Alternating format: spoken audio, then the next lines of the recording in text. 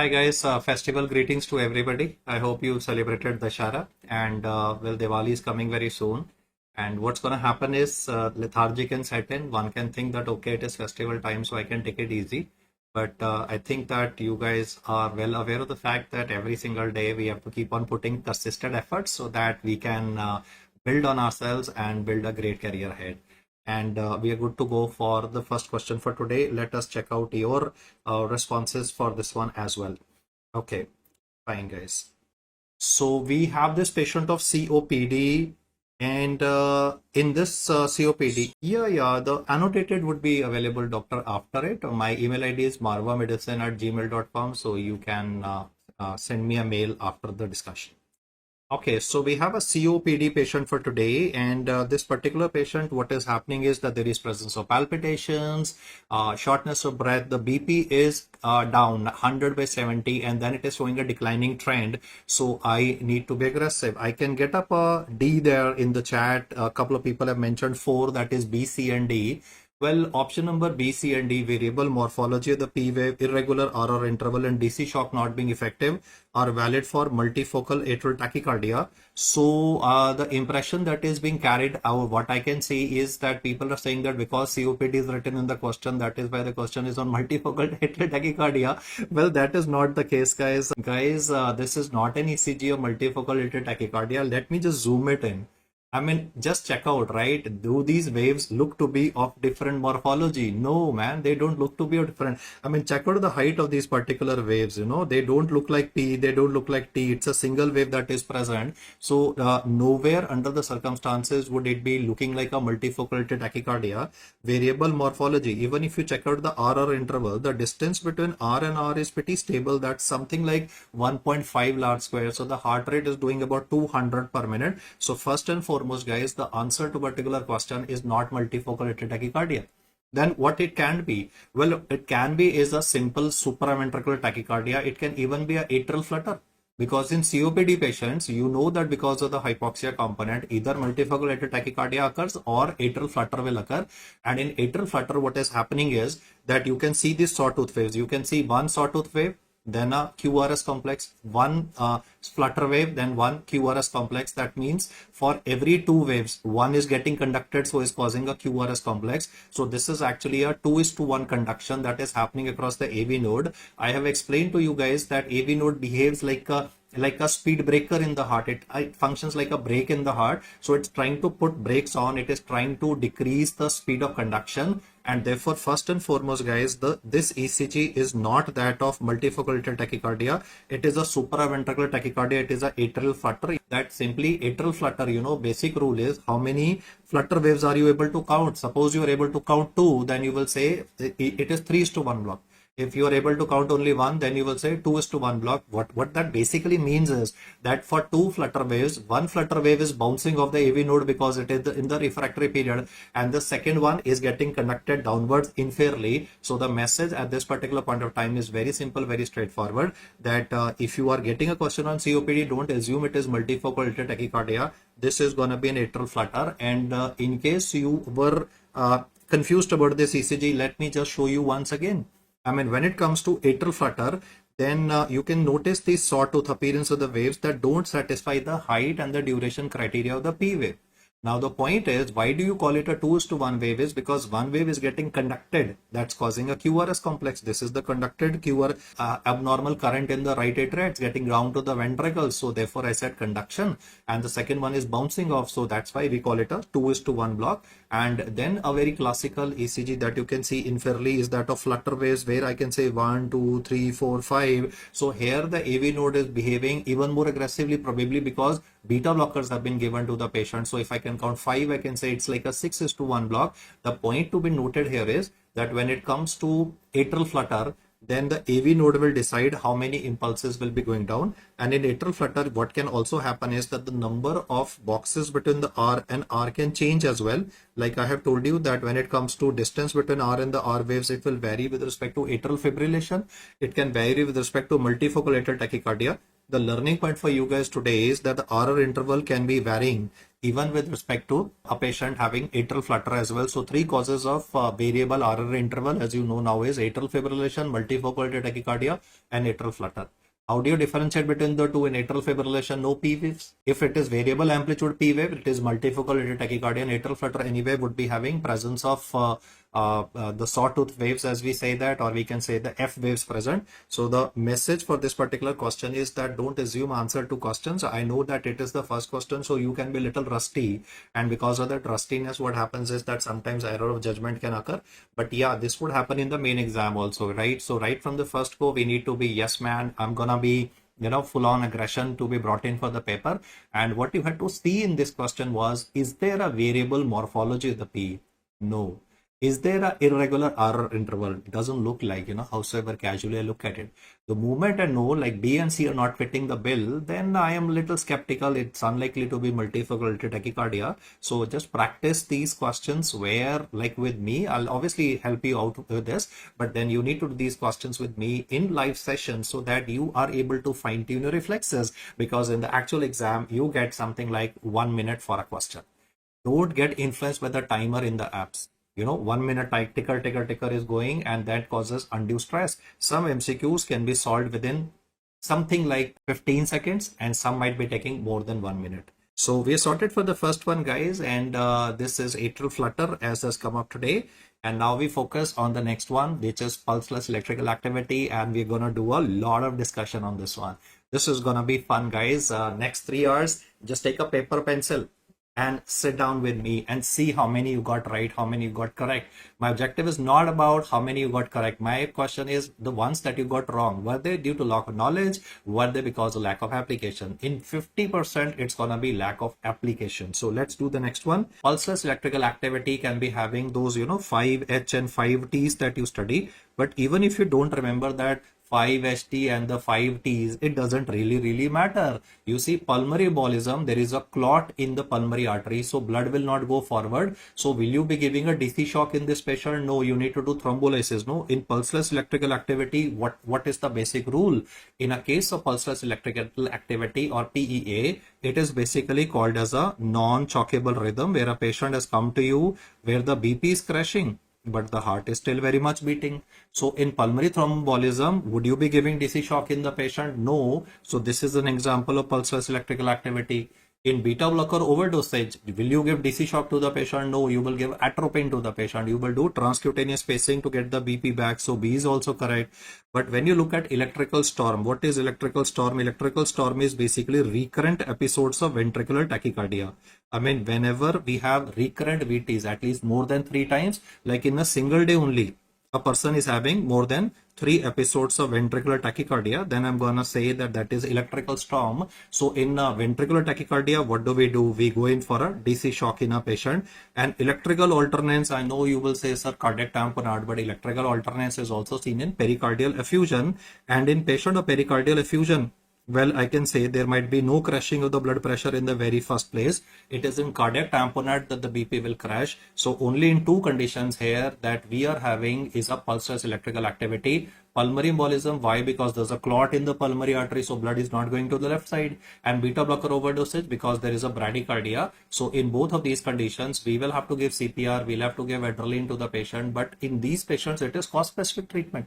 Like for pulmonary embolism, LTEP. For beta blocker overdosage, atropine to be given. So the correct answer for this question would be, only 2 options are correct. The correct answer for this one is option number 1.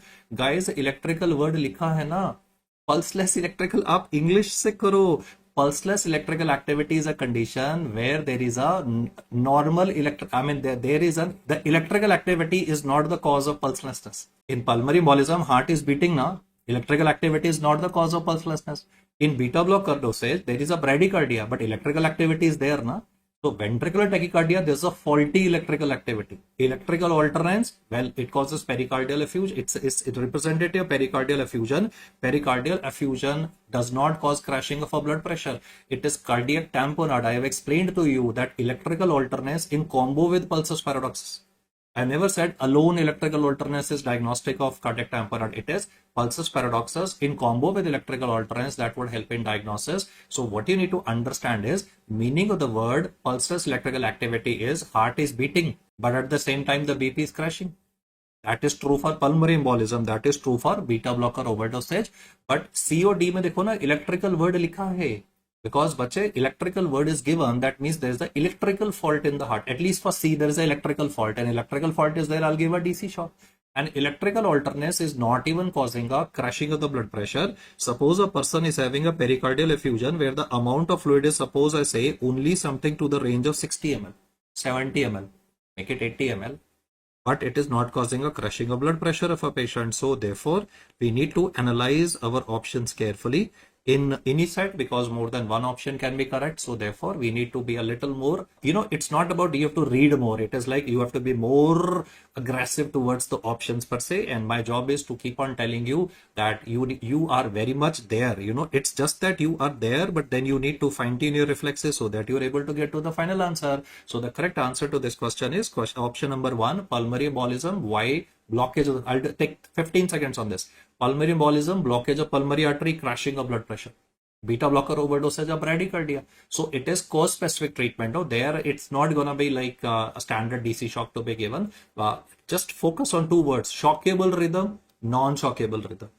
The A and B are non-shockable rhythms, and C is a shockable rhythm, and D doesn't cause a problem. Pericardial effusion may not cause a problem.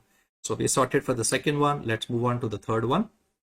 We have this person undergoing a dental extraction, and then there is a circumoral numbness. That can happen because when you go for a root canal treatment, when the dentist will inject lignocaine, it's going to cause a numbness around the lips.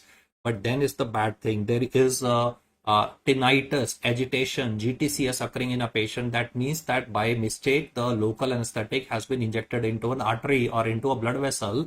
I mean, basic thing that I've always said is lignocaine, whenever you are injecting, for local anesthesia, always withdraw the plunger, because if you don't withdraw the plunger, there can be an accidental injection into the bloodstream, and the moment that accidental injection into the bloodstream will occur, then lignocaine can contribute to development of 2 things. One is it can affect the brain, so it can contribute to seizures, it can damage the heart, it can contribute to development of like bradycardia, and this patient BP is holding, but the pulse of this patient is decreasing 55, and the guy has had a GTCS episode in this case. So what I am having in this case at the moment is GTCS and a bradycardia, and he says, what will you do for this case? Obviously, like flumazenil is used for benzodiazepine overdosage, so it can be ruled out. Atropine to be given in this patient. Well, atropine is given whenever we will be having bradycardia with hypotension. Here the BP is doing fine. You check out the blood pressure of this guy. It is not crashing. No. So why the answer is not atropine is, atropine is given always for a person of symptomatic bradycardia. What I mean by symptomatic brady is that if the heart rate of the patient is less and the blood pressure is of the patient is also crashing, that is when we give atropine, so it is ruled out. I'm left with 2 options. One is I will give lorazepam followed by a benzodiazepine drip, and the second is like I can give a lipid emulsion therapy. Well, you would have read, and you need to solve this by exclusion. He's saying the most appropriate management for this patient, because the word appropriate is given here. So what I need to do is fix the lignocaine, which is present everywhere, make it bind to the fat. So it is a intravenous lipid emulsion therapy that would be given for this question. The correct answer for this is option number B. And yes, you had was like one question going correct here in your favor, because you just followed your instincts. That's gonna be lignocaine toxicity that we're talking about. Lignocaine accidental injection into a blood vessel is going to contribute to development of seizures and can contribute to bradycardia within hypotension. I ruled out C because BP was doing great. D, yeah, that's the close answer. I mean, I need to give lorazepam for the patient, but then the point is the patient currently in having an acute episode of seizure? Then the answer is not. The patient is in post-ictal deficit, right? Because the patient is in post-ictal deficit. That is why the answer is not D. Otherwise, answer would have been D, guys. Please make it very, very clear. The answer to this question would not have been intravenous lipid emulsion therapy if the patient was having acute episode of seizure. You notice that he's mentioned that on admission, the pulse rate is 55, BP is 140/90, and the patient is noted to be in the post-ictal deficit. If the word post-ictal deficit was not given in the question, the answer to this question would have been D. So I hope you get the subtleness in the question. I deliberately kept it a little easier at this moment because I wanted you to come to the correct answer, which you guys know from anesthesia as well, as a couple of guys have commented. But had this question mentioned active seizures, then the answer answer would have changed over to option number D. So I hope you are able to pick up those subtle differences that I am highlighting. Moving to the next one. We are having a patient with lung cancer. He's having altered sensorium, dehydration, serum calcium is like 13.5, and he says like, what will you do for management of this patient? So very straightforward question. You are all aware that lung cancer can present with the release of PTHRP, parathormone related peptide that's going to contribute to hypercalcemia, and because the values hitting 13.5, my patient is at risk for development of cardiac arrest. That would be a systolic arrest or a hypercalcemic crisis. So he says, which of the following would be done in this patient? So aggressive hydration with normal saline. Yeah, I want to decrease the calcium to 13, 12.5 like that. Calcitonin nasal spray. Yup, it will send calcium into the bone. Calcitonin has an in word in it, so it will send calcium in the bone. I will be giving bisphosphonates for management of this patient as well. So everything looks fine, A, B, and C. Then D says bolus IV furosemide. You see, if a person is already having dehydration, the key for this question is most patients of hypercalcemia are already having a dehydration, and in the setting of a dehydration, if you will be giving furosemide, it will remove water from the body, and what will happen with furosemide is that it will worsen the pre-existing dehydration of the patient. If it will worsen the dehydration, what will happen to the calcium concentration? Calcium concentration will also rise, and rather it can kill the patient also. Guys, I have taught you guys that furosemide should be added to the bottle of IV fluid. Furosemide is never to be given as a bolus. Don't give furosemide bolus. It is always given in the form of an infusion. So this is more of a trick question where he is trying to elicit that, are you aware of the fact that furosemide is added to the bottle of IV fluid? It is not given as a bolus, because administration as a bolus can result in worsening of the patient as well, which means that the top three options are correct in this case, and therefore the correct answer for this is option number 3 is the correct one, A, B, and C. The logic, I'll say once again, because patient is having hypercalcemia, which causes constriction of blood vessels as well, the intravascular volume or the intravascular space is already lesser. These patients are having dehydration as well because they're having vomiting episodes as well. And anyway, altered sensorium, he has not consumed any food and water also, so dehydration is there. In somebody with a pre-existing dehydration, if I will give furosemide to the patient, it can contribute to worsening of dehydration in a patient. I need to prevent that from happening, and that's the reason why we are gonna give a drip of furosemide. That's gonna be option number A, B, and C are correct. Unlikely that a person with altered sensorium and hypercalcemia will not be having dehydration. And yes, I will specifically tell my nurse verbally, because all our nurses are trained and programmed to give bolus furosemide to congestive heart failure patients. Those are volume overloaded patient. Even in a euvolemic patient, you don't give a bolus of furosemide. In volume overloaded patient, you give furosemide, never an issue. In heart failure patient, we standard do that, never a problem. But even in kidney injury failure patients, we always add it to the maintenance fluid. So here it's like it's a fact that our nurses are trained to give a bolus furosemide. You need to tell her written orders as well as verbally that do not, add it in the form of an infusion. So it's gonna be like not to be given in the form of a bolus. So we are sorted for this one, guys. Yep, some questions would be tricky and some of them are gonna be like repeat ones also, like this is last time's INI-CET. We have a patient with drowsiness, headache, and photophobia. There is Brudzinski sign noted, so that tells me that there is a meningeal irritation in the case. The person is also having a headache. So there has to be a CNS cause behind this. There is no evidence of any intracranial bleed with a small hydrocephalus. Which of the following is the most likely diagnosis? Guys, the answer to this question cannot be meningitis, because meningitis cannot be present without a fever. You need to have fever and headache and nuchal rigidity. So option number B in this case is ruled out. When I will say like this, the query of lot of doctors is, sir, it is written no evidence of intracranial bleed. How can you say it is subarachnoid hemorrhage, man? Guys, if the amount of bleed is thoda sa and it blocks the subarachnoid space, it can contribute to a hydrocephalus, na? So that hydrocephalus person is gonna be straight away gonna be picking it up. Yes, that's what I wanna do. When you do questions by yourself, you may not be able to pick up the subtle points, but when I will start talking, things will become simpler. So you need to think like me when you sit in the exam. So make it a habit. Listen to all these discussions that we're doing in RRR. We are trying to reinforce that, that when when you read a question, your mind has to click. So when you have an instructor with you, when you have where you have somebody who's gone through that ring of fire, no, then that person can tell you how to escape from the fire, right? So it's simply like that. So here the correct answer is option number A. I repeat that again. I know a lot of you, when last time paper happened, right after the chat, we were the first ones. PrepLadder was the first one to solve the entire paper. I think we did 198 in 3 hours with accurate options. No bullshitting, man. No BS, right? With accurate options.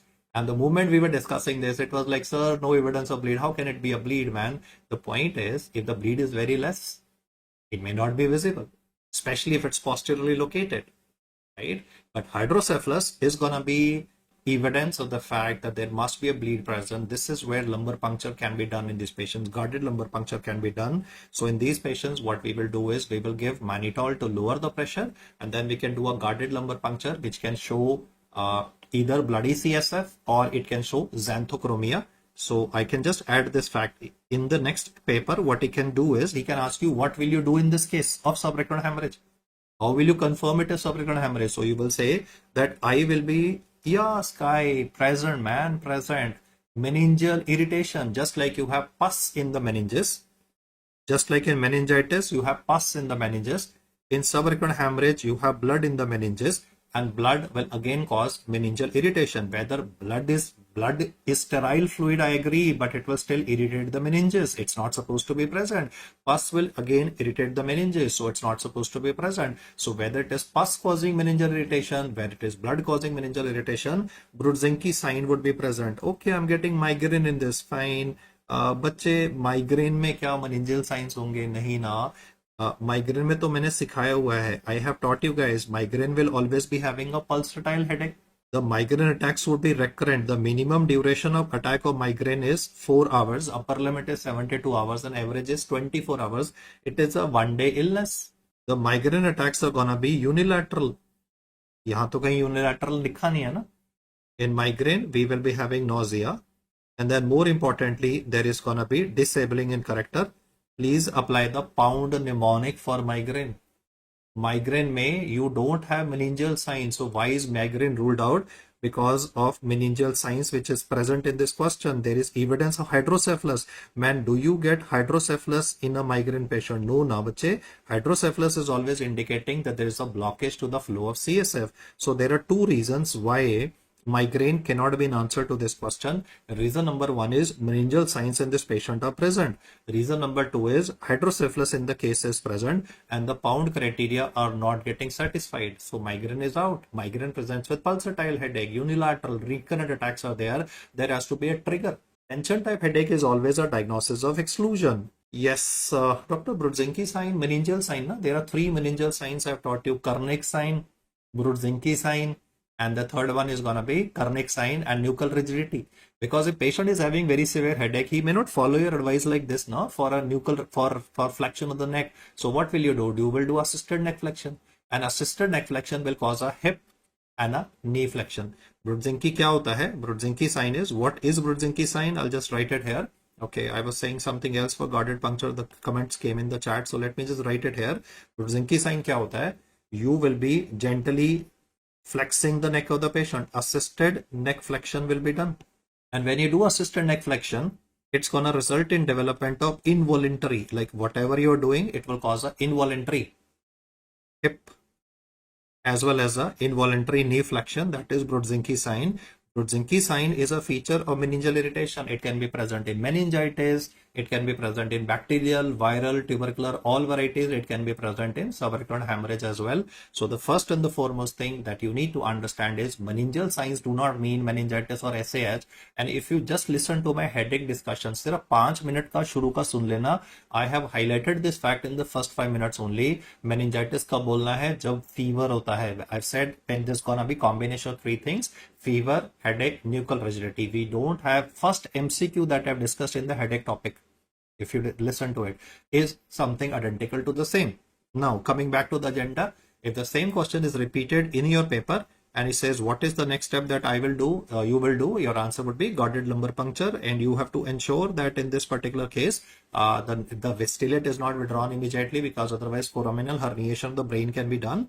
And what you will notice in this case is, one, if the lumbar puncture is done early, then you will get a bloody CSF, and if it's going to be done after 24 hours, or let me say even after 6 hours, then you will get that yellow tinge in the CSF. Hit the comment button, guys, and let me know. Hit the comment button and let me know that yellow tinge of the CSF is called as. That yellow tinge of the CSF is called as. Yes, I would like you to. Then the blood would be present in the ventricles, na? Like subarachnoid hemorrhage can have an intraventricular extension as well, no?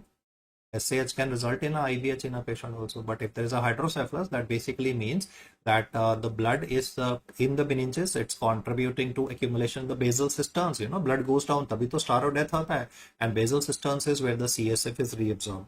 The xanthochromic CSF can persist for how long?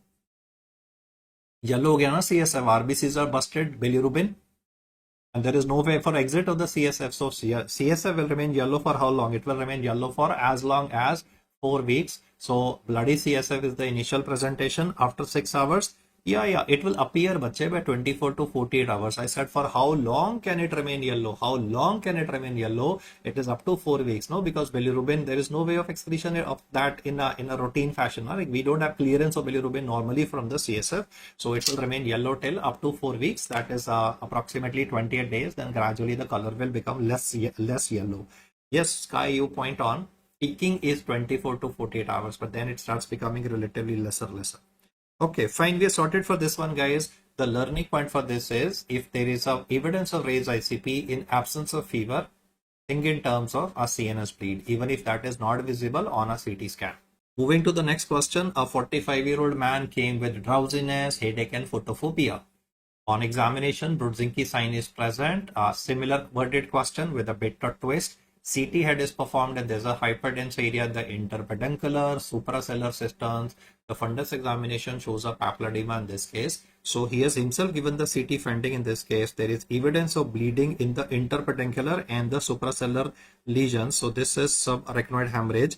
And in this particular case, he says which of the following investigation should not be done in this case.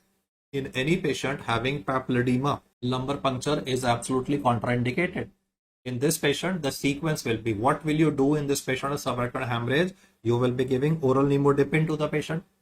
You will take the patient for CT angiography or conventional angiography.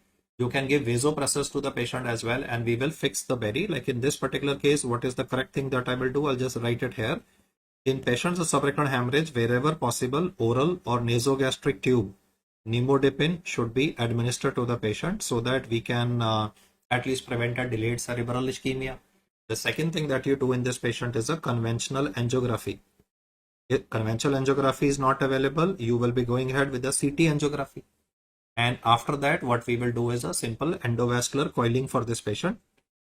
This is the usual strategy that would be required for patients who are having subarachnoid hemorrhage. And what we can also there, guarded lumbar puncture we can do, but routine lumbar puncture we will not do. So he's saying what is not to be done in this case. So not to be done in this case is a lumbar puncture. In papilledema setting, lumbar puncture is contraindicated. In lumbar puncture is absolutely contraindicated if there is papilledema. In fact, I would like you to revise the contraindications to lumbar puncture with me. The contraindications are 4 of them. That's going to be a mnemonic by the name of FACT. If a question mentions, CNS question mentions focal neurological deficit like a arm weakness, leg weakness, speech deficit in a patient, don't do lumbar puncture. Altered sensorium, it again implies raised ICP. You can have a foraminal herniation. Coagulopathy, bleeding can occur, trauma at the puncture site or infection at the puncture site. I mean, apart from trauma, I can say if a person is having infection at the puncture site, then again, like I would not like to go ahead with this. So this fact is a mnemonic which helps you understand the points for contraindications to a lumbar puncture. And now comes a point which somebody was actually asking me, but I wanted to ask you guys, how are vasopressors gonna be useful? How on earth are gonna be dopamine, dobutamine helpful for raised ICP? I wanted to ask this question to you guys, but since you asked me first, so I say, okay, man, fine. I give the answer. I've taught you a formula. Cerebral perfusion pressure is the difference of mean arterial pressure minus the intracranial pressure. So if ICP will rise, what will happen to cerebral perfusion pressure? Kam ho jayega na, it will become lesser. I don't want it to fall. I don't want it to fall. So what the vasopressors will do for me is that they will cause an increase in the mean arterial pressure. What vasopressor will do is it will increase the mean arterial pressure. It will counterbalance the raised ICP of the patient. And if you are able to counterbalance the raised ICP, the cerebral perfusion pressure will become normal. That's the basic bottom line you need to remember. ICP is elevated, understandable. Now, if you increase the mean arterial pressure, you will counterbalance the raised ICP of the patient and the cerebral perfusion pressure will be maintained. So to maintain the cerebral perfusion as very good, Aparna, Ishan, they were all spot on in this saying vasopressors would be useful in a patient. So yes, I'm going to put that at point number 4, that if I'm able to document raised ICP in this patient from either a CT scan or a MRI, neuroimaging showing a raised ICP, how do you counterbalance this raised ICP? Not by giving mannitol, because that can actually accentuate the bleed. What we can do is we can play with mathematics. And how do you play with mathematics? You increase the mean arterial pressure of the patient. So the correct answer for this one is option number A, as picked up by you guys. But yep, a good discussion, healthy one here. And yeah, I just want to say triple H therapy. Triple H, you follow that WWE star, no? That triple H. But here today we're talking about triple H was called by Trump, no? To White House, and you can see doing the cheap antics in the White House. I mean, you know, the way things are operating nowadays in America. So triple H for us today is hypertension, hypervolemia, and hemodilution. Triple H for us today is hypertension, hypervolemia, and hemodilution. And that's like a strategy that we use to maintain the cerebral perfusion in a patient. It's called as triple H therapy. It's an outdated concept nowadays. Triple H we don't use. We just use vasopressors. But still, historically, that word is given. So I thought I can just mention that before you. Stool alpha-1 antitrypsin deficiency is used for diagnosis of which of the following diseases? Stool alpha-1 antitrypsin, as the name suggests, stool. Alpha-1 antitrypsin normally is not present in stool. But if somebody is having condition like ulcerative colitis, Crohn's disease, Menetrius disease, peptic ulcer, any of these diseases that I have written here before you, there is going to be GI bleeding. And if blood will come, proteins will also come. All of these conditions are associated with GI bleeding. And when the blood will come, proteins will also come. Now, one protein is resistant to destruction by the enzymes of the intestine. Normally, the enzymes of the intestine will destroy everything, but one protein is resistant to destruction, that is alpha-1 antitrypsin. So for diagnosis of protein losing enteropathy, the test that we do in the stool of the patient is stool alpha-1 antitrypsin deficiency. As you picked up very rightly, for this particular condition, there is, this condition or this test is not for alpha-1 antitrypsin deficiency. Alpha-1 antitrypsin deficiency, like the condition will be having emphysema with cirrhosis, there we will go for genetic testing in the blood of the patient. On the blood sample, we'll go for gene sequencing.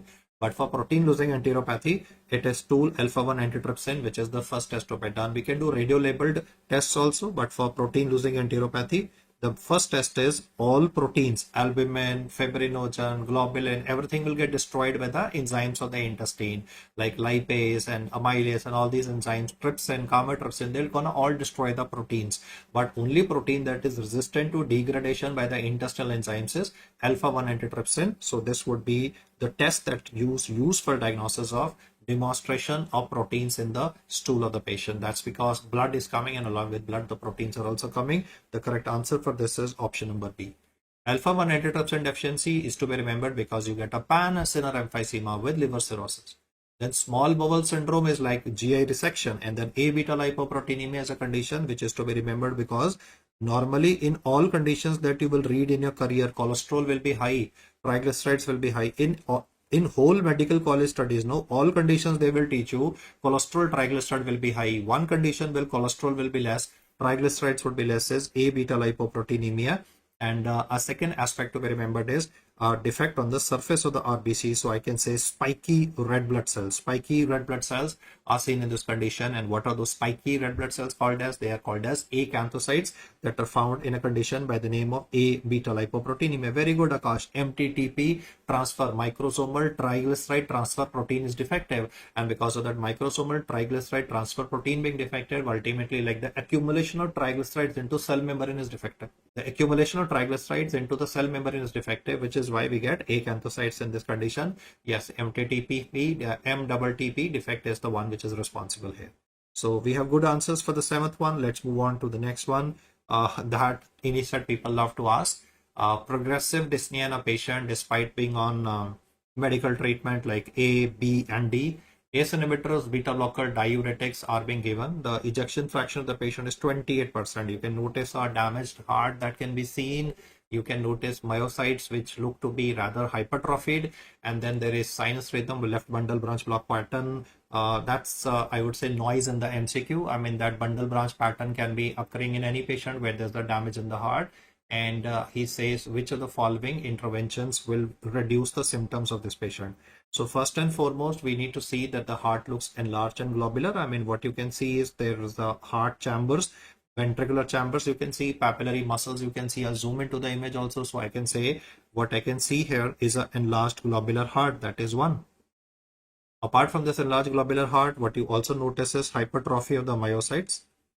Some of the myocytes are damaged, so they would be atrophied, and remaining would be showing is a compensatory hypertrophy.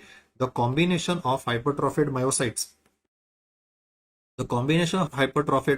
and a large globular heart would mean that this person is having dilated cardiomyopathy. You are aware that in dilated cardiomyopathy, there's a hypertrophied myocytes. I'll write that in capital to highlight it, because some of the myocytes are destroyed. The reason for that could have been manifold. It could be viral, it could be alcohol based, it could be genetic basis. But then he says, how do you reduce the symptoms of this patient? So what I can pick up is implantable cardioverter defibrillator. I can pick up a B, I can pick up a C for this one, that is alcohol based septal ablation. But alcohol based septal ablation is for hypertrophic cardiomyopathy. So that is ruled out, because hypertrophic cardiomyopathy, if it was present in the slide, then you will have a helter-skelter appearance of the myocytes. That helter-skelter appearance of myocytes is what is called as myocardial disarray. So it cannot be C wala option anytime. Radiofrequency ablation is done for like Wolff-Parkinson-White syndrome. So C wala option and D wala option are totally out of the radar. So it cannot be 3, it cannot be 4.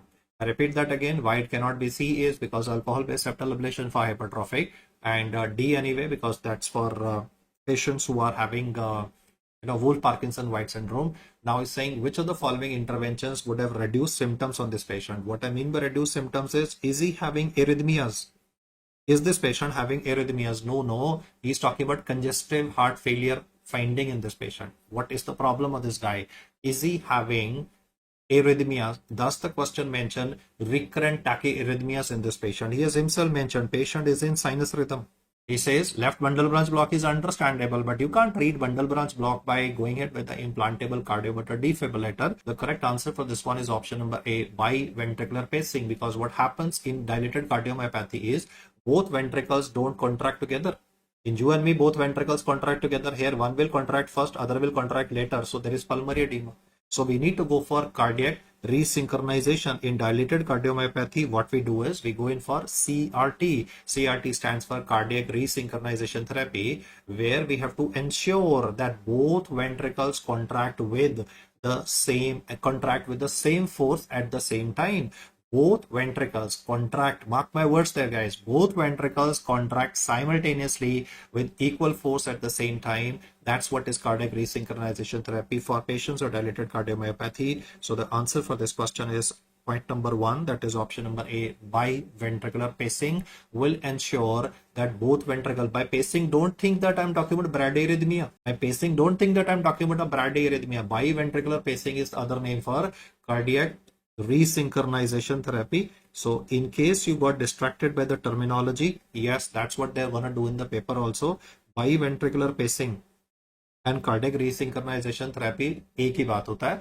मतलब ये है कि दोनों ventricles एक साथ contract करेंगे Yes, for hypertrophic cardiomyopathy, the answer would have been given as option number B, C, right? Then I would have answered point number 3. If this was a question on hypertrophic cardiomyopathy with a banana-shaped cavity of the left ventricle.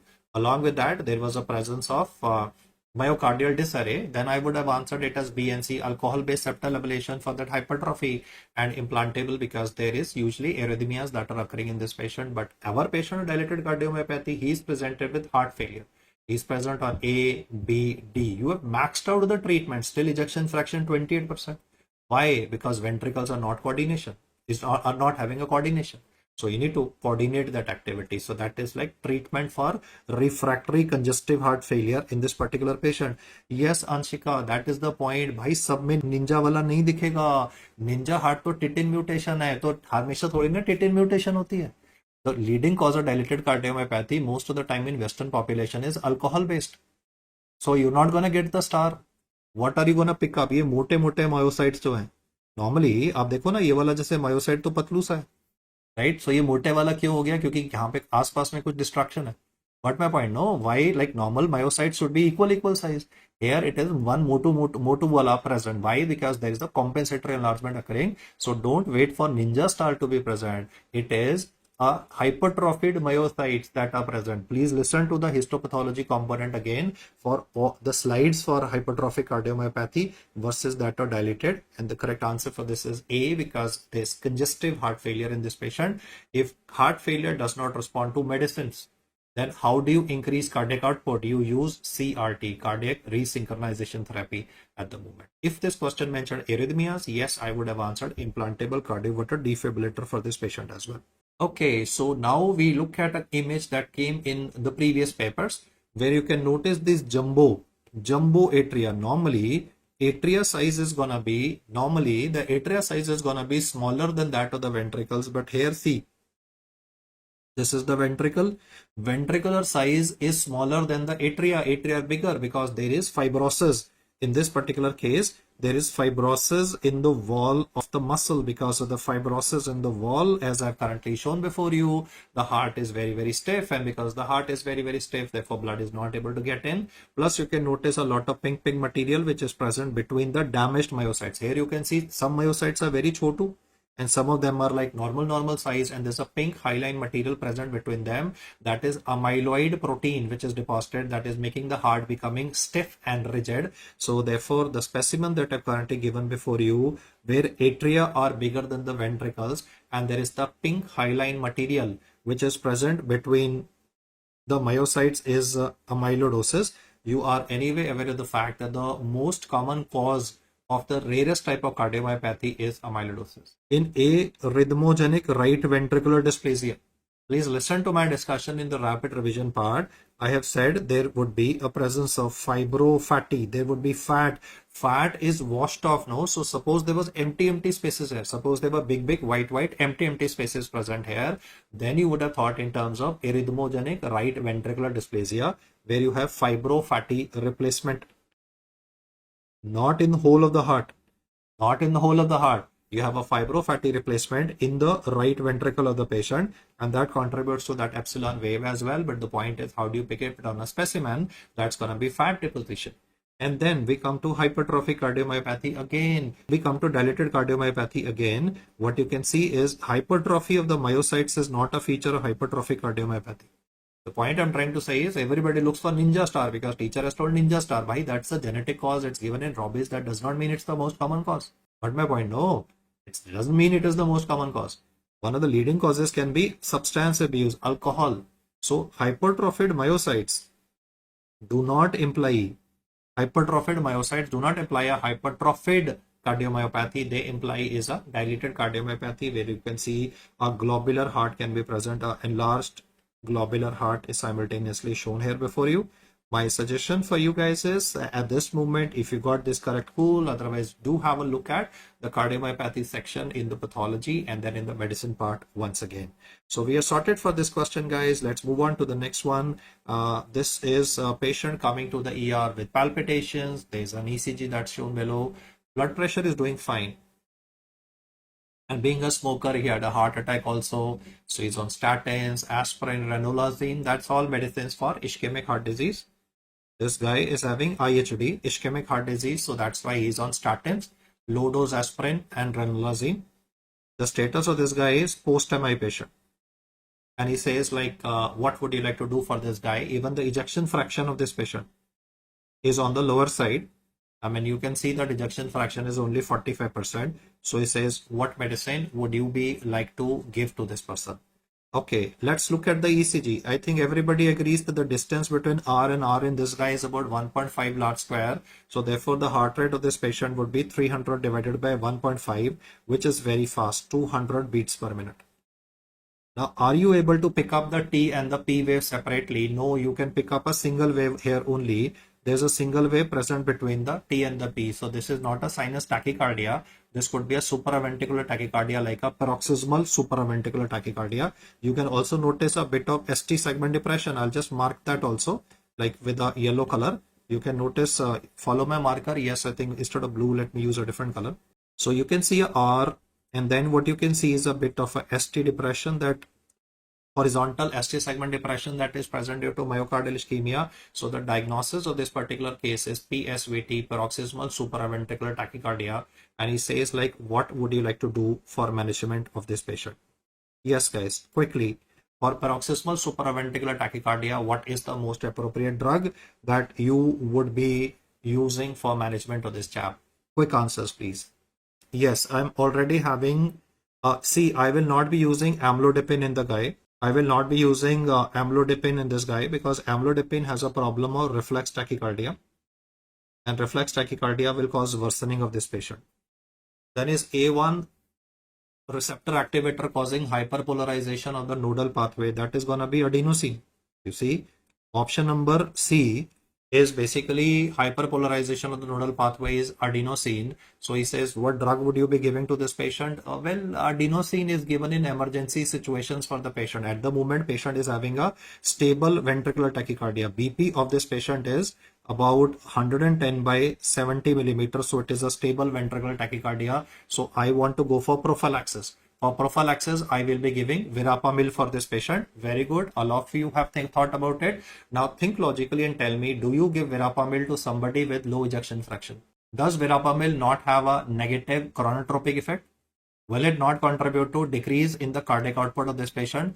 You are perfectly right in saying that you are supposed to give verapamil to this patient. Your thought process is perfectly fine. You are supposed to give verapamil to somebody in whom PSVT is present so that you can be preventing episodes like this from occurring in this patient, because it's saying to prevent the recurrence. What would you do?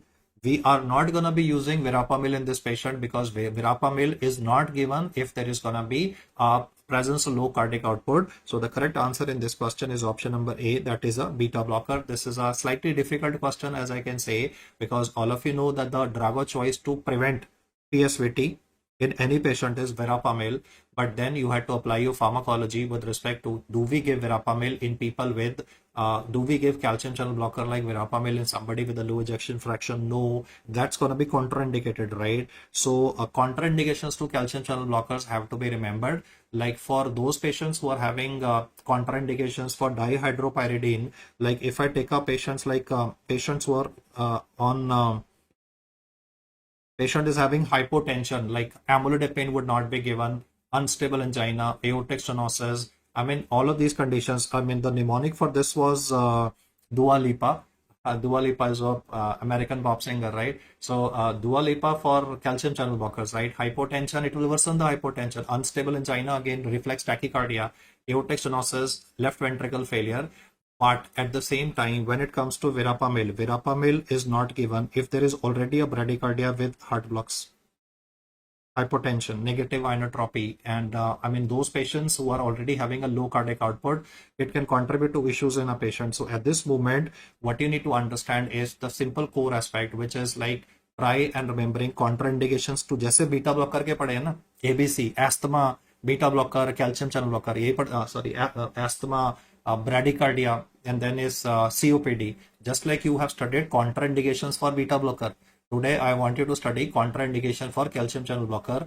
Contraindications for calcium channel blocker can be practiced either from Dua Lipa if you want to do it, or the verapamil part. Heart blocks and hypotension are situations where we would not like to give it, mainly because of the negative inotropy component in this patient. So the only thing is, I mean, why I'm worried about this guy is that you need to answer this as beta blockers. If this was a straightforward question, there was no contraindication to the use of verapamil, I would have answered this as option number B only.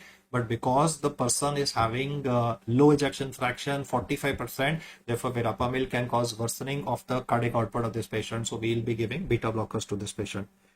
Smoker assumed COPD. I mean, if you're saying a smoker, that would be COPD, but then smoking causes heart disease also, na? So message here is smoker is causing ischemic heart disease, had a heart attack, low ejection fraction, ECG shows a PSVT. What are you gonna do if there's a PSVT occurring to prevent it? Verapamil. Is verapamil safe in those people with a low cardiac output? No, rather use a beta blocker in the patient. Moving to the next one, we are having this 52-year-old man. He is having diarrhea, weight loss. Bhai, persistence rakhni hai. You know, few will go wrong, some will go correct. You know, some of them will be super easy also. So a 52-year-old man presents with chronic diarrhea, weight loss and hyperpigmentation on the extensor surfaces, on extensor and flexular areas. And then the systolic murmur in the aortic area, biopsy of the small intestine is shown below. So let's look at your outputs here. Do we have a murmur in celiac sprue? No, na. And is it celiac sprue? Is it celiac sprue? You can notice these cells, right? I'm not talking about the goblet cells. I'm talking about these macrophages, these foamy macrophages. These are foamy macrophages. They're filled with bacteria which are present in lamina propria. Let me use an appropriate color and it will become very visible to you. Just check out these cells that I'm trying to mark out in lamina propria, which are like foamy cells. These are filled with bacteria. So this particular patient that I'm talking about is suffering from Whipple's disease. This particular patient is not having celiac sprue. He's having Whipple's disease, where foamy macrophages filled with the bad cholesterol are present. It's caused by Trophyema whippleyi, and he says which of the following is correct about this condition. So it is not caused by gluten allergy. It is not associated with polyps in the jejunum. Now, polyps in the jejunum are seen with Peutz-Jeghers syndrome. Does it look like a polyp to you? No, no. Polyp is supposed to have a connected tissue. So C is also ruled out. And enteropathy associated T cell lymphoma is associated with celiac sprue. So this question had to be solved by exclusion. Guys, enteropathy associated T cell lymphoma is one that is associated with celiac sprue. It is one of the leading causes of death in celiac sprue. So the correct answer for this one is option number B, that is culture negative endocarditis. That's a feature with Whipple's disease. Remember, in endocarditis topic I have also said atypical organism is Trophyema whippleyi. Whipple's disease heart की involvement करता है, brain की involvement करता है. Everybody hit the comment button and let me know, in Whipple's disease what is the brain involvement? Heart involvement is valvular aortic stenosis. Whipple's disease is an atypical organism. It can contribute to endocarditis also. That is why the murmur is described in the question. The cardiac association of Whipple's disease is aortic stenosis. What is the CNS manifestation? The CNS manifestation is reversible dementia. Yes, guys. Whipple's disease का CNS association है reversible dementia, cardiovascular association है valvular aortic stenosis. So this particular slide, what you have to pick up is, don't assume every slide of histopathology in GI is gonna be celiac sprue. Celiac sprue में दो slide दिया होगा. One will be having normal villi, second will be having blunting. यहाँ तो you can see ना that not very significant blunting is given. For celiac sprue, always two slides will be given to you. One will be normal, that is before gluten restriction. Second will be after gluten restriction, where you will be having regeneration of the villi. The celiac sprue के सवाल में दो होता है, एक में flattening होता है, एक में normal villi are given after gluten restriction, and then the question is framed. This one was in a sense that we had this presence of foamy macrophages. These foamy macrophages marked in yellow are filled with the bad guys, that is Trophyema whippleyi, and the guy is having a cardiac association as well. So let's do the options again. Gluten allergy ruled out because there is macrophages which are like, I can write that also, foamy macrophages, and they're present just below the mucosa, right? That is in the lamina propria, that they're present. Suppose you are not able to pick up the foamy macrophages, फिर भी solve हो जाएगा. You just need to think to yourself, Do you get hyperpigmentation in celiac sprue? No, man, you get dermatitis herpetiformis. Do you get hyperpigmentation in celiac sprue? No. Option A and option D, both of them are related to celiac sprue. तो सीधा बाहर हो जाता है भाई, celiac sprue में तो dermatitis herpetiformis होता है. And then polyps in the jejunum is a feature of Peutz-Jeghers syndrome. So murmur is a systolic murmur ना, ये लिखा ना बच्चे, aortic stenosis. I've written it here बच्चे. Aortic stenosis, the commonest valve involved in Whipple disease is the aortic valve, and we can get an aortic stenosis, but then there would be no bacteria growing on it, no culture negative endocarditis would be present. So we sorted for this one, guys. The answer is option number B, and let's move to the next one. We have this boy. He has presented with repeated blinking and appears lost during your consultation. EEG was done, and that shows that classical 3 per second spike and slow wave pattern. Considering that there is going to be a 3 per second spike and slow wave pattern present, he says, which of the following drugs can be worsening this patient? Yes, guys. Absence seizures, very good. We will give ethosuximide, we can use valproate, we can use lamotrigine, but we do not give carbamazepine for these patients. Carbamazepine can cause worsening of these patients because it will stabilize the sodium channels but can worsen the T-type T-type calcium channels, which are going to be responsible. Carbamazepine stabilizes sodium channels, that is understandable. But at the same time, it causes increased activity of the T-type calcium channels in the thalamus, which are responsible for this epileptical discharge. This discharge starts from the thalamocortical output. Abnormal one is responsible for absence seizure. So that thalamocortical output is increased when you give carbamazepine because it causes increased activation of the T-type calcium channels. The correct answer for this question is option number C. So you'll get some easy and some tricky ones. Moving to the next one. Which of the following clinical features are seen in patients with acute myeloid leukemia? A patient has both reduced ejection fraction and asthma. Okay, so Sejal, in those circumstances, I'll still be more comfortable giving because I don't want to lose out on the beneficial effects of beta blocker. So I can try and use a cardioselective beta blocker in the patient and not verapamil still, because if ejection fraction is low, beta blockers are good because they lower the oxygen consumption. But if you will give verapamil, they will further cause they will worsen the AV block and they can cause deterioration. The negative inotropic part can come in. Okay, so let's look at your outputs. Gum hypertrophy is always seen. Gum hypertrophy can be seen with like M5 variety. It can be seen with M4 variety also. Then you can have a skin infiltration. That skin infiltration is also called as chloroma. You could have a gingival involvement, you can have a skin involvement in a patient. Lower extremity weakness in patients of acute myeloid leukemia, you have what is called as granulocytic sarcoma. The granulocytic sarcoma can press on the nerve roots which are coming out of the spinal cord, and if the nerve roots which are coming out of the spinal cord are getting compressed, then patient can develop paraplegia as well, and this cancer can cross the blood-brain barrier. Acute myeloid leukemia, unfortunately, can cross the blood-brain barrier. By crossing the blood-brain barrier, it can contribute to CNS leukemia, and CNS leukemia will then contribute to a raised ICP or a papilledema in a patient as well. So for this question, all the 4 options are correct. Gum hypertrophy and skin infiltration you already knew. The additional point you had to work out was it can cause involvement of any system in the body. It can involve the nerve roots, it can cross the blood-brain barrier, and therefore CNS leukemia manifestations can occur in these patients as well. So all of these options are correct. The extra points to be remembered over and above is that CNS wala to pata tha. CNS leukemia I've explained. Blood cancer, ALL and AML can cross the blood-brain barrier and can cause a CNS leukemia. The extra thing was only one, lower extremity weakness. How is it possible? The blood cancer can spread to the nerve roots as well, and that is why the manifestations can occur. So we are sorted for this question as well, just an extension of your knowledge part. A and B you knew. When it comes to option number D, papilledema, you also knew because of the word CNS leukemia. You have to just think, क्या spinal cord की involvement हो सकती है? तो भाई जब सब जगह फैलेगा, when it's gonna spread everywhere, it can contribute to a lower extremity weakness as well. Option number C, lower extremity granulocytic sarcoma na bache. The term that we use for acute myeloid leukemia spreading to distant terms is granulocytic sarcoma. It can spread anywhere. It can be on the skin, it can be in the eye, it can be in the gingiva, it can be on the spinal cord, and thereby you could have is a paraplegia occurring in a patient because there could be compression of the nerve roots like chordae coina, conus medullaris, So it can press on the nerve roots and thereby paraplegia or leg weakness in a person can be experienced. The correct answer for this one is option number D. I'm saying genuine spread, physical spread of the cancer. I never said paraneoplastic, but this is not an antibody mediated damage. I'm saying granulocytic sarcoma can directly put pressure on the nerve roots. If the cancer cells can cross the meninges and go in the brain, they can reach the spinal cord also.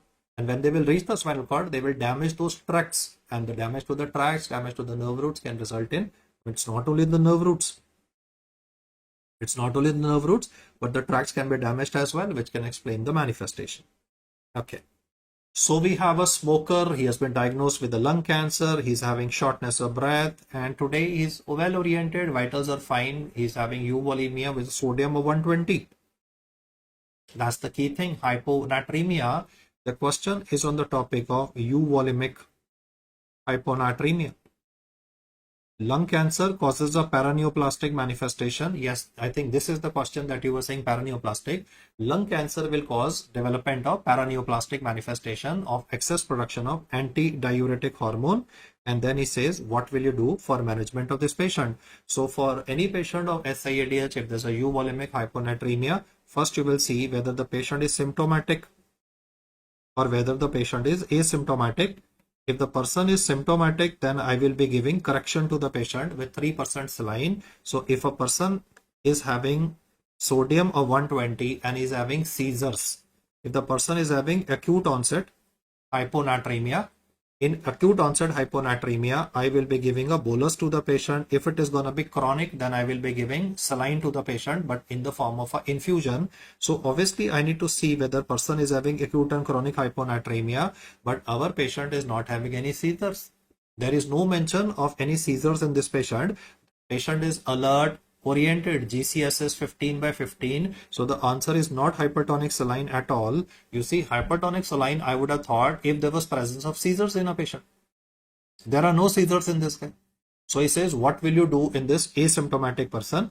What you will do in any patient of asymptomatic SIADH patient is, you will ask the relative to get B complex capsules. You will ask them to, like B complex capsules you got it for the nurse. Now you will ask the nurse to fill up those capsules with, remove the capsule B complex vitamin from it and fill it with salt.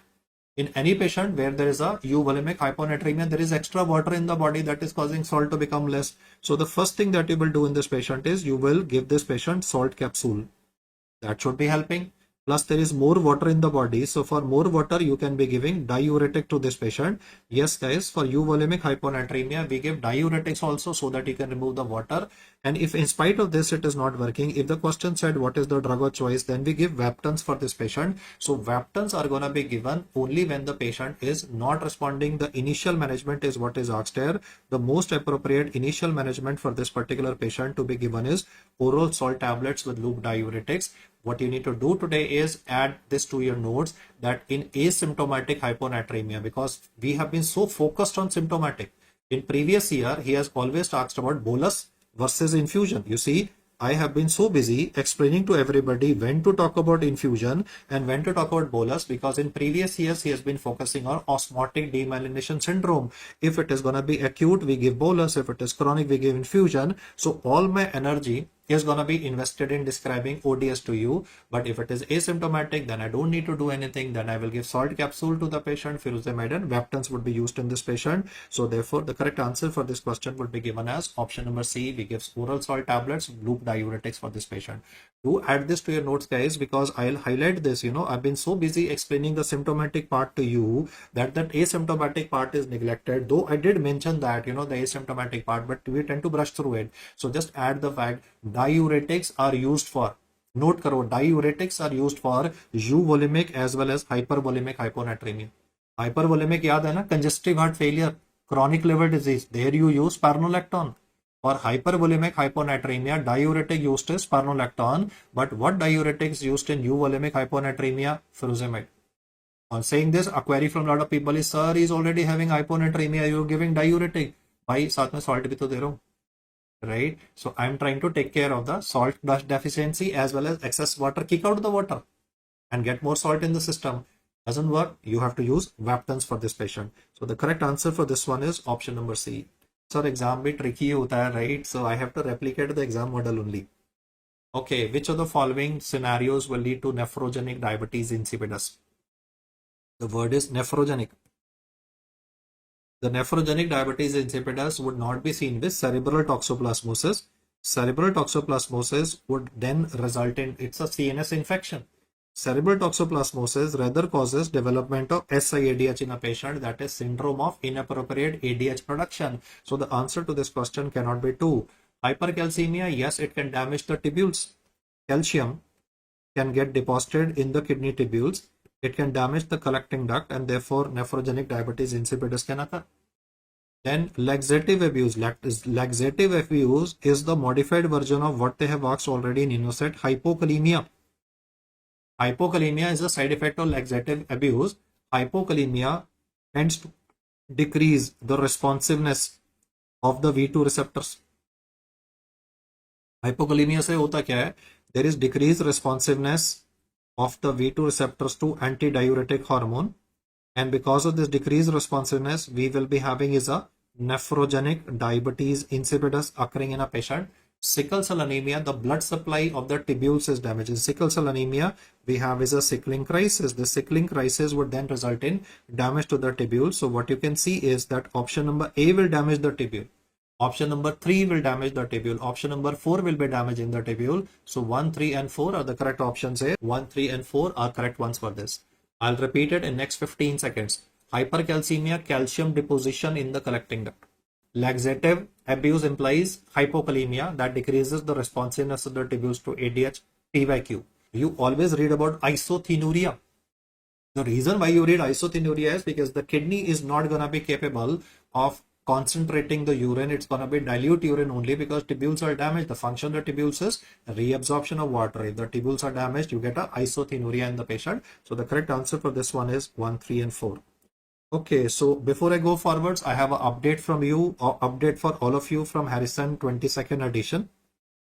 This update from the Harrison 22nd that I want you to be aware of is, and this is not present in the videos, is that now for differentiation between whether a person is having central or nephrogenic diabetes insipidus, a new test has been mentioned in this edition by the name of copeptin level. If copeptin level is elevated, it means person is having nephrogenic diabetes insipidus because responsiveness is to antidiuretic hormone is not there. But if it is going to be less, then that indicates that the person is having, if this is going to be less, that indicates person is having central diabetes insipidus. He says that for 20-30 years, we have been doing water deprivation test.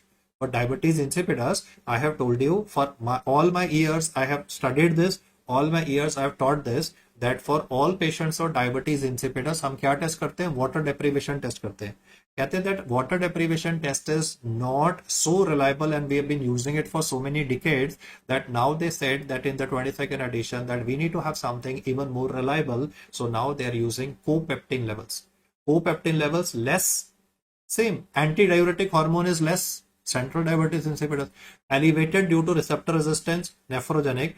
Instead of antidiuretic hormone, just get my word right, copeptin levels are used for differentiation between. Copeptin levels is used for differentiation between central diabetes insipidus and nephrogenic diabetes insipidus. Table तो बहुत बड़ा सा है, but you don't need to bother about it. Just remember the words that I said earlier. The test that we were using for diabetes insipidus was always a water deprivation test. Now he's trashing it. He's saying, okay, we've been using it for decades. Now use a baseline copeptin level so that we are able to finalize our diagnosis of diabetes insipidus. So that's an update for you guys that you have to remember. So please note down in your copy copeptin levels. Note kar lo फटाफट से. Copeptin levels are used to differentiate between the central and the nephrogenic variety. Yeah, Kishan, you're right. Amphobian as Jogren syndrome. Yes. Moving to the next one, we have a diabetic patient. He's having an HbA1c of 10%. eGFR has come down to 50. That's a cause of concern. Diabetic, I can say this is poor control of diabetes. That is what that is given in this question. And in this poor control of diabetes, the person has gone into CKD. The estimated glomerular filtration rate of this patient is, I think, stage 3 And then we have stage 3 also, 2 versions of it. So because it is coming to be 50, I'll say that this would still be stage 3A going to stage 3B. I mean, he'll deteriorate very soon. 49, the moment it becomes it, he'll go into stage 3B. So this guy, he says, what is the first line approach for this patient? Okay. So I'm getting this question's answer still as option number B. यार इसको मैंने FMG exam में समझाया था. Right 1 week before the NEET PG FMG exam, this question was asked and I explained answer should be given as iron. Nobody listened to that. Then in NEET PG the same question was repeated, still nobody listened to that and darbepoetin was the answer. बच्चे ध्यान से देखो, in persons of CKD, I agree erythropoietin is less. So the treatment of choice for this condition is obviously option number B.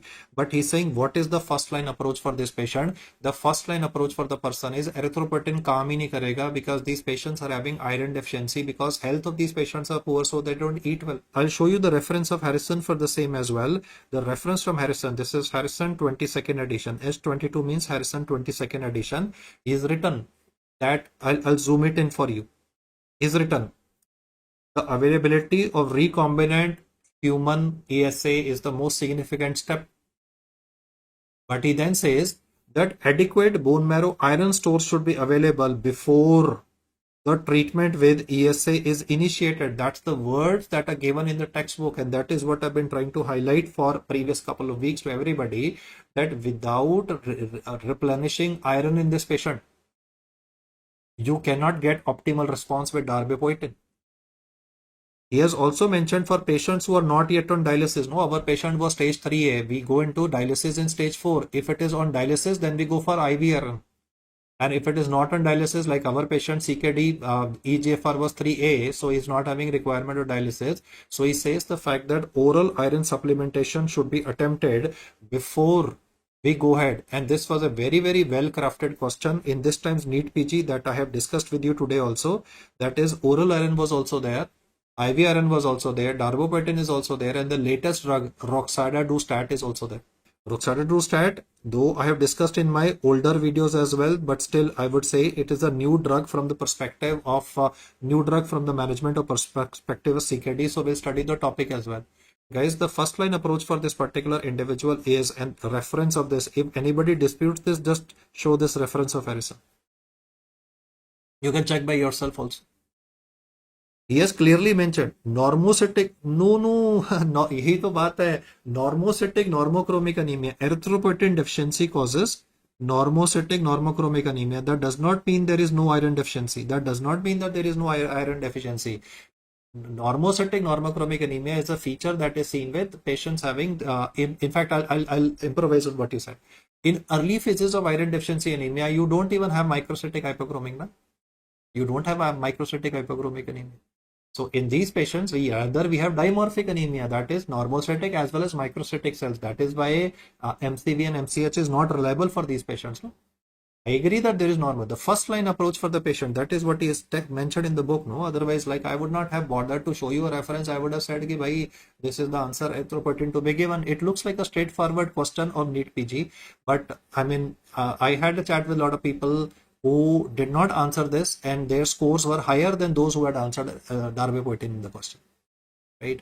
So, I mean, I wish that they release the answer key and relieve us of any kind of stress and avoid controversy.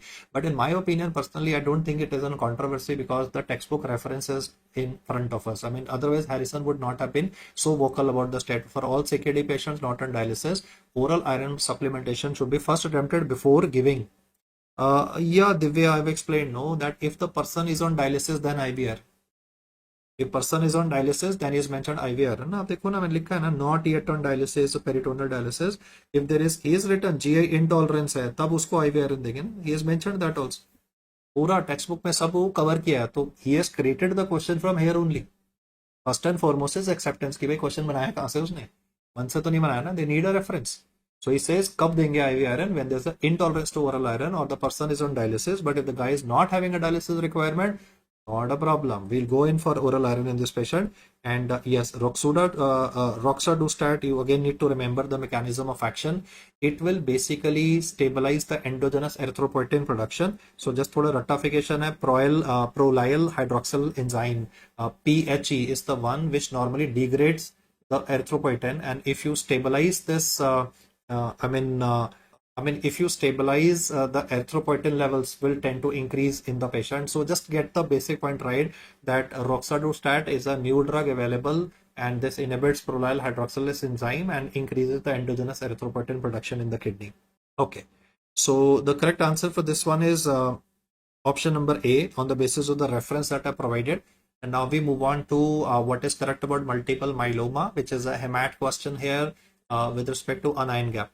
I have told you a mnemonic for normal anion gap, which I'll write here while you guys are commenting on the answer. Normal anion gap would be seen with diarrhea, renal tubular acidosis, fistula, and ureterostigmadostomy. Then I've talked about increased anion gap. Increased anion gap is seen with ketoacidosis, uremia, lactic acidosis, and toxins. That is cult mnemonic.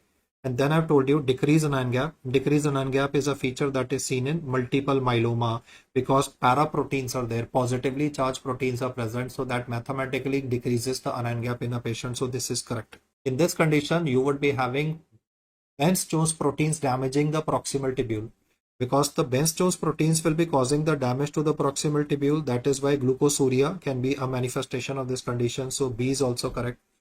In multiple myeloma, viscosity of the blood increases. We have a hyperviscosity in multiple myeloma. So answer cannot be option number C. We rather have is a hyper, because plasma proteins are more in the blood and kidney is damaged in a patient. If kidney is damaged, there would be a decreased, because kidney will be damaged in the patient. No, Crab features all of you know.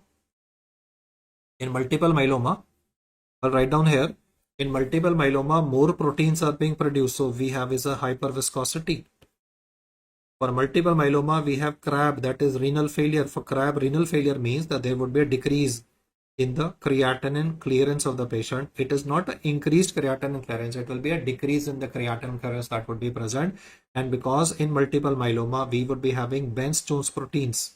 The Bence-Jones proteins can damage the tubules. It can damage the proximal tubule, causes Fanconi syndrome like glucosuria in a patient. So the correct answer for this question would be option number A, that is going to be 1 and 2. बच्चे 4 नहीं होगा because there would be a decreased creatinine clearance. जब kidney खराब होती है तो creatinine clearance बढ़ता नहीं है ना. It is a decreased creatinine clearance that is present. So the correct answer for this question is option number A. Yeah guys, reflexes will come. You need to persist. Most people बीच में छोड़ देते हैं. You have to just sit with me for 3-4 hours and you will start getting the reflexes simultaneously. And if you will listen to do this again, you will say, "Arey yaar, this was a piece of cake." So you just have to persist to that. This is just a small mountain that you have to climb with me. And I assure you that your thought processes at the end of 3 to 4 hour window period will dramatically improve. And that is what I cannot say. I'm not praising myself, or people who have like cleared the exam. They said, "Sir, we just sat with you for 3-4 hours." Then I started understanding or analyzing the questions relatively better. So वो persistence चाहिए, शांति चाहिए, because वो Instagram reel देख के हमें तुरंत चाहिए होता है, तो वो तुरंत burst dopamine burst नहीं आ सकता. Right? I'm trying to do it faster in a shorter period of time, but it can't be like 20-second burst. It has to be like a 2-minute explanation. It has to be like a 3-minute explanation. I can't do a 20-second explanation for a question because then it's not possible to do justice to the MCQ. Yes, decrease in anion gap. बच्चे multiple myeloma is paraproteinemia ना? Multiple myeloma is a condition जिसमें positively charged proteins बढ़ जाते हैं. तो जब positive charged proteins बढ़ते हैं, so the body, to maintain electroneutrality, will absorb more. It will tend to absorb more negative charges from the kidney, like chloride, bicarbonate. It will absorb more, and when negative charges will increase, then mathematically the anion gap will reduce. Anion gap का formula ऐसे लिखता हूँ ना. Anion gap is a difference of sodium, that is positive charge, okay, minus the negative charges, that is chloride and bicarbonate. अब multiple myeloma में क्या होता है कि paraproteins in the body are more. So paraproteinemia मतलब positive charges increase हो गए, तो body needs to maintain electroneutrality. तो electroneutrality के लिए what the kidney will do is it will absorb more chloride, it will absorb more bicarbonate, and mathematically if chloride and bicarbonate will increase, then you can see that the anion gap in the patient will tend to reduce. Sodium values will remain the same only, but to maintain the electroneutrality, because positive charges are more, kidney will absorb more negative charges, and that is gonna be subsequently contributing to a decrease in the anion gap in the patient. Okay, no issues. I mean, I'm happy you're hitting the gym, so you can come back and join again. But ये mental gym चल रहा है भाई यहाँ पे, है ना? The mental gym is what we're doing here. The mental workout is what we're doing here. But good, if you're working out, I mean, you should not miss it out. An ion gap is a difference of positive and negative charges. The negative charges are rising. Why? Because electroneutrality is body wants to achieve. जब positive charges बढ़ेंगे, kidney negative charges खींचेगी, तो chloride और bicarbonate की मात्रा बढ़ जाएगी, and that will cause a decrease in the ion gap. I hope Ritik, that is clear to you. I mean, if it's still not clear, let me know. I'll try to explain that again. But I think mathematics is fairly clear for this one. Okay.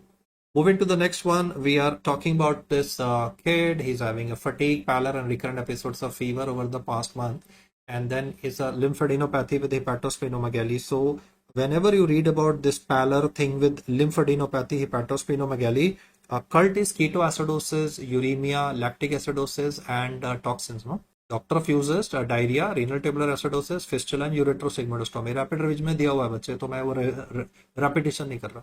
And then is because I want to reach to the next level. भाई question तो हो गया repetition वाला, ठीक है ना? You going to the next level कि भाई question analysis करना. Okay, so you are having a patient who's having pallor with lymphadenopathy and hepatosplenomegaly. So we're talking about a leukemia, and also the TLC of the patient is very high. Normal TLC is like 4,000 to 11,000. This is 85,000, and he says like, what will you do in this patient? In fact, he has given the diagnosis himself also: acute lymphoblastic leukemia. 80% lymphoblast भाई peripherals मेरे में हो गए तो bone marrow में तो हो गया ना. तो it is acute lymphoblastic leukemia.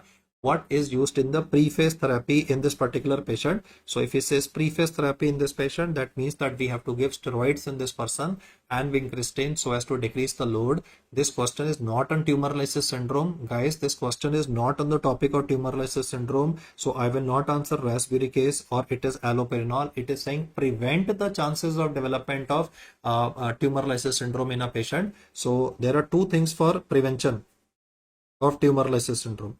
The first thing for preventing tumor lysis syndrome is that we should be going in for pre-phase therapy.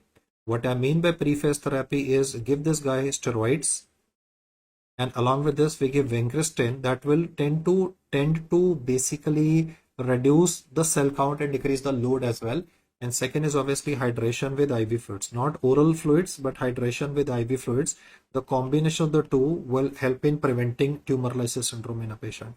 So there are two steps for prevention of TLS: pre-phase and the hydration with IV fluids. That would be remembered.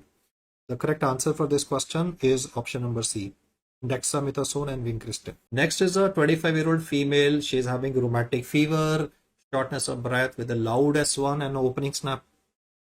Very characteristic. I mean, any question that says loud S1 with opening snap, it has to be mitral stenosis or it can be tricuspid stenosis. The main hint in this question is that mid-diastolic murmur increases with intensity on inspiration. अरे कोई नहीं यार, तो mobile वहाँ पे on कर लेना. You do the cardio part and keep me on the headphones. It's okay. So mid-diastolic murmur, the mid-diastolic murmur that increases in intensity on inspiration. You see all murmurs of the right hand side will increase on intensity on deep inspiration, because on inspiration more blood will come in the right side of the heart. Na? On deep inspiration, there is more blood coming in the right side of the heart. This is tricuspid stenosis. And when more blood will come in, then more blood will contribute to more turbulence, and the turbulence will cause the murmur to increase in intensity in this patient. So the bottom line is, initially the question looked like a case of mitral stenosis, but then he is himself saying increase on intensity with inspiration. Then this aspect to be remembered is that mitral valve involvement is more common. That is okay now. But then if you look at all the PYQs, they've always asked tricuspid stenosis. In patients of mitral, I agree to the fact that mitral stenosis is very much there, but on inspiration the murmur will become lesser क्योंकि यहाँ पे blood कम आएगा ना तब. If the blood will come less, then the murmur will become softer on the left hand side. The point is, on inspiration all right-sided heart murmurs tend to become increase in intensity. The correct answer for this question is option number A, that is tricuspid stenosis. बच्चे mitral regurgitation का जो murmur होता है वो तो systolic होता है ना. Mitral regurgitation murmur is always gonna be a systolic murmur, तो वो तो वैसे ही बाहर हो जाता है. Mitral regurgitation murmur is a pan-systolic murmur. When it comes to aortic regurgitation में तो थोड़ा सा ब्लड लीक करेगा स्टार्टिंग में डायस्टोल में, so that would be called as a early diastolic murmur. So what you need to do here is just focus on the basics. The basics is mitral regurgitation, systolic murmur, so it is ruled out. Aortic regurgitation, it's gonna be early diastolic murmur, it is ruled out. So either it is mitral stenosis or it is tricuspid stenosis. Historically, NEET PG22, NEET PG23, tricuspid stenosis is come. TS with this kind of information given. Here now what I've done is I have talked about the murmur. Murmur of the right side of the heart will increase in intensity on inspiration is what is happening in this case, which is why the answer to this question is option number A. If the question was given without any findings of increase of intensity with inspiration expiration, I agree, answer would have been mitral stenosis, but all murmurs of the right side increase in intensity with inspiration is why you need to get this one right. Okay, blood transfusion. Again, INI-CET people love this. Which complication can occur after multiple blood transfusions? So let's hit the comment button, guys. Hit the comment button. Which complication can occur? Multiple blood transfusions will contribute to citrate excess, and this citrate will then bind to calcium. So one of the things is multiple blood transfusions, citrate will contribute to hypocalcemia, understandable. What you will not get in this patient is metabolic acidosis. D option can never be the answer in this question, because what you will get is metabolic alkalosis in this patient. So D can never be the answer. Now hypocalcemia is there. C is very much there, but C is present in all the options. बच्चे the answer is not option number 4, because metabolic acidosis नहीं होता ना, citrate toxicity से दो चीजें होती हैं. Hypocalcemia and citrate is metabolized by the liver to produce bicarbonate. If you will be having excess of bicarbonate in the body, you would be having metabolic alkalosis. So answer cannot be option number D, and there are three with the remaining options. Let's look at what you guys say. After multiple blood transfusions, because lots of time the blood can be near the expiry date, you could be having is hypercalemia, because when you hang the blood also, no, supernatant fluid. When you hang the blood, you will notice RBCs will settle to the bottom and the supernatant fluid is rich in potassium. So that explains the hyperkalemia component in the patient. So initially तो hyperkalemia हो जाएगा. In the same patient, in the later stages, because pH and potassium का inverse relation होता है. Because in the same patient, pH and potassium have an inverse relation. So after few hours, the hyperkalemia will be replaced by hypokalemia, because जब alkalosis हो जाएगा तो same potassium cell के अंदर चला जाएगा. So hypokalemia भी मिलेगा. When I say like this, the query of a lot of people is, sir, कैसे hypokalemia, hyperkalemia एक ही पेशेंट में कैसे हो सकता है? तो भाई मैं ये थोड़ी ना कह रहा हूँ कि एक साथ हो जाएगा. मैं कह रहा हूँ initially in the patient, when you will give the blood to the patient, then in the initial phase you will have hyperkalemia, because supernatant fluid rich potassium will be going. But later, because citrate toxicity will cause metabolic alkalosis and pH and potassium have an inverse relation, in the same patient hypokalemia will also be occurring. So therefore the correct answer for this is option number 3. Guys, this is a tricky question which has been asked in INI-CET multiple times कि hyper भी मिलता है, hypo भी मिलता है और metabolic alkalosis भी मिलता है. एक क्वेश्चन जो पहले आया था PYQs में, उसमें था what is the immediate complication. तो अगर वो बोलता है what is the immediate complication, तब आपका आंसर होगा immediate complication can be hyperkalemia, and hyperkalemia के साथ में the second complication is that there is hypocalcemia with metabolic alkalosis. This is gonna be the status immediately. But in the same patient, after let me say 6 hours, in the same patient after 8 hours, when metabolic alkalosis part will show its effects, then it will cause all this potassium in the blood to go inside the cells. तो same patient में later stages में hypokalemia हो जाता है. blood transfusion के, अगर यहाँ पे बात हो रही है massive transfusion की, सिंगल ट्रांसफ्यूजन से कभी नहीं होता. सिंगल ट्रांसफ्यूजन आप रेगुलर देते हो यार, अस्पताल में कोई दिक्कत नहीं होती.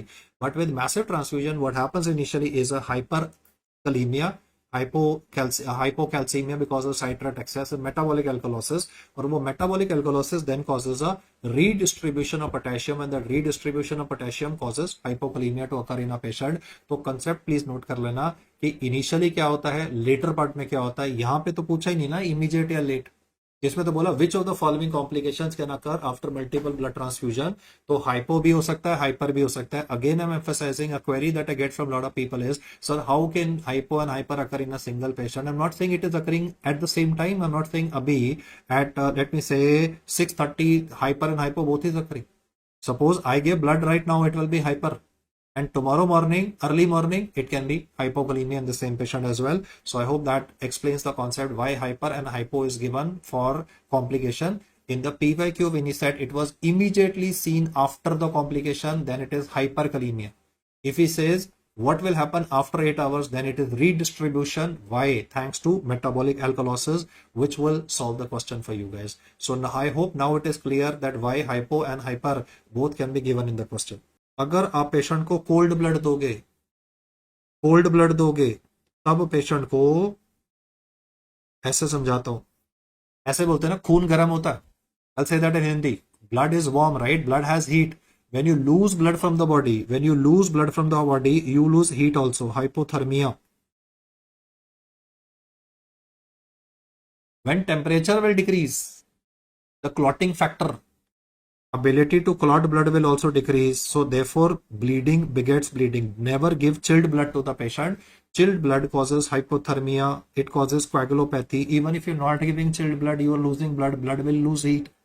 So coagulopathy will ensue. That is bleeding begets bleeding. कि शरीर से खून निकल गया, टेम्परेचर बॉडी का कम हो गया, पेशेंट के हाथ पैर ठंडे पड़ गए, they would be like cold clammy extremities. That will again increase the bleeding in a patient. And because in this particular patient, what's going to happen is that now because there would be circulatory failure, because the person will go into shock.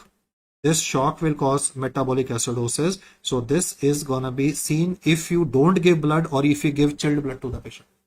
Triad of death कब मिलता है? When you don't give blood to the patient, it will kill the patient due to combination of hypothermia, coagulopathy. गर्म खून निकल गया ना शरीर से, गर्मी निकल गई शरीर से, तो ब्लीडिंग और ज्यादा बढ़ जाती, साथ में सर्कुलेटरी फेलियर होगा. और चिल्ड ब्लड देंगे तब भी ये चीजें हो जाएगी. तो कभी भी हमेशा इनलाइन वार्मर यूज करते हैं, तभी हम कहते हैं कि inline warmer is always to be given. So if you don't give blood, person will die, reasons in front of you. If you give chilled blood to the patient, patient will still die, reasons in front of you. So this is a complication with mal administration of the blood products. It's not a routine complication that you will see. It is if you don't give और if you give it too fast, that is chilled blood, the problems will be occurring. Coagulopathy, okay, I'll say that again. Blood का खून जमने के लिए temperature 37 degree Celsius चाहिए बच्चे. You need 37 degree Celsius for clot to form. If you lose blood, suppose my temperature decreases from 37 to even 36.8, blood will not clot. That is why coagulopathy. Hypothermia causes coagulopathy. तभी तो कहते हैं ना खून गर्म होता है, शरीर से गर्म खून निकलेगा, ब्लड जमता नहीं है. They say that blood जमता नहीं मतलब क्या है? Bleeding begets bleeding. So never give chilled blood to the patient, right? Never give chilled blood to the patient. Always use an inline warmer. Otherwise, the bleeding will increase in the patient. I hope the concept is clear, guys. And this is like the core of emergency things that they love to ask in the exam. This is, I would rate as one of the high yield slides because a lot of people are confused regarding कि sir hypo बोले hyper बोले. तो I hope आज clear है कि hyper भी होता है, हाइपो भी होता है, अलग अलग टाइम पे होता है. And it is also clear what will happen if you give chilled blood to the patient और if you don't give blood to the patient. Acidosis, shock no बच्चे. If you don't give blood to the patient, right, circulatory failure will occur in a patient. And coagulopathy में bleeding हो रही है, again shock will occur now, so lactic acid will be produced. Bleeding begets bleeding ना, एक बारी bleeding चालू हो जाती है, वो और ज्यादा ब्लीडिंग करवा रही है, तो उससे क्या है, वाइटल ऑर्गन्स की ब्लड सप्लाई कम हो जाती है. वाइटल ऑर्गन्स को ब्लड सप्लाई नहीं मिलती तो लैक्टिक एसिड प्रोड्यूस होता है. So metabolic acidosis occurs in a patient. So this is the triad of deaths that you see, that is circulatory failure, because if you continuously lose blood from the body, organ perfusion will be hampered. Okay guys, so this is a high yield slide for today. Take a note of this, please make improve the points in your notes so that you are able to pick up the finer points. INI-CET is all about fine things. NEET is like superficial. Though इस बार का NEET superficial नहीं था, right? It was tricky paper and like you all know like what happened. Okay, 20-year-old girl presents with breathing difficulty. She is having enlarged lymph nodes with rubbery consistency, rubber ball consistency. That's always a feature of lymphoma. Chest X-ray also shows hilar lymphadenopathy, and then there are large cells with abundant cytoplasm and a bilobed nuclei. So he's trying to give me that classical owl eye appearance present.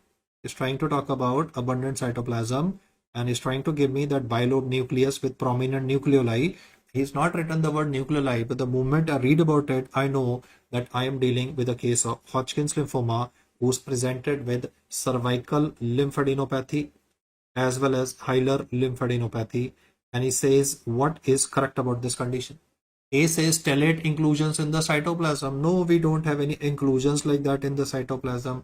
Langerhans type of giant cell. No, we don't have a giant cell present here. I mean, we are not talking about asteroid bodies. No, stellate inclusions are present in sarcoidosis.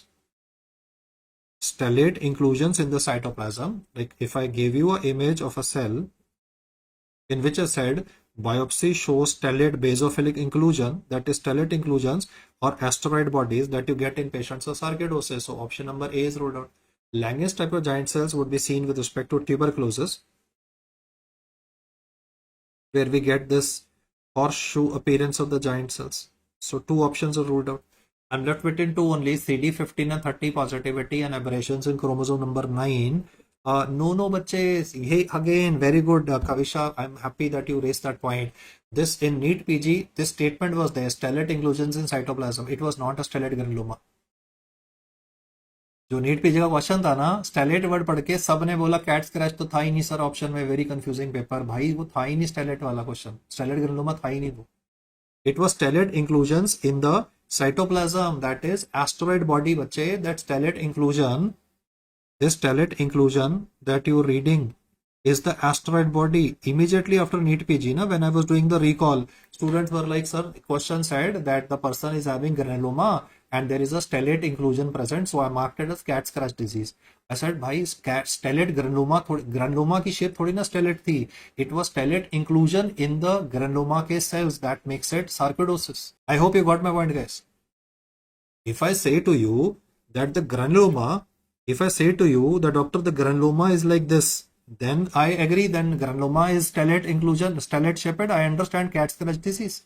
The question was, patient is having lymphadenopathy, biopsy was done and it showed presence of cells which are having stellate inclusions. It's not cat scratch disease. The stellate inclusions in this, then you would be picking it up as sarcoidosis. So that is going to be the aspect related to the what was asked in NEET PG. So A and B have been ruled out. The correct answer for this one is option number C and D. That is option number 4 is the one that you need to remember. Yes, guys, I said just if you're gonna be doing this roller coaster gym work with me for next 3 to 4 hours, you will definitely be having an increase in your strike rate. The only thing is persistence, right? I mean, I can't give you the dopamine hits which occur every 20 seconds like in a dopamine reel. So you just have to give me some time to explain the things to you, and gradually you will notice that your reading capacity and your ability to pick up and reading between the lines, that's the word. Reading between the lines is what you will understand, that you will start getting the hang of what the examiner basically expects out of you.